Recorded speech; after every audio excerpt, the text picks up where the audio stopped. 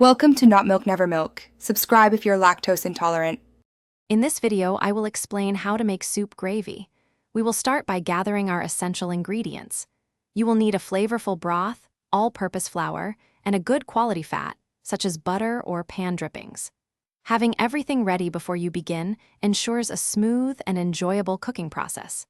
Accurate measurements are key to achieving the perfect consistency and taste for your delicious homemade gravy. Now, let's create the foundation of our gravy, the roux. Begin by melting 2 tablespoons of your chosen fat in a saucepan over medium heat. Once melted, whisk in 2 tablespoons of all-purpose flour, creating a smooth paste.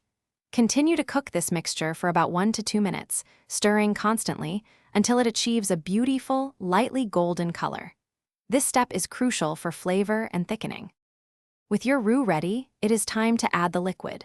Gradually whisk in 2 cups of hot broth, adding it slowly, about 1/4 cup at a time. This gradual addition, combined with continuous whisking, is essential to prevent any lumps from forming, ensuring a perfectly smooth gravy. Bring the mixture to a gentle simmer, continuing to stir frequently as it begins to thicken. Finally, let's bring our soup gravy to perfection. Allow the gravy to simmer gently for 5 to 7 minutes, or until it reaches your desired thickness. Remember, it will thicken a bit more as it cools. Now is the time to season it generously with salt, freshly ground black pepper, and any other herbs you enjoy.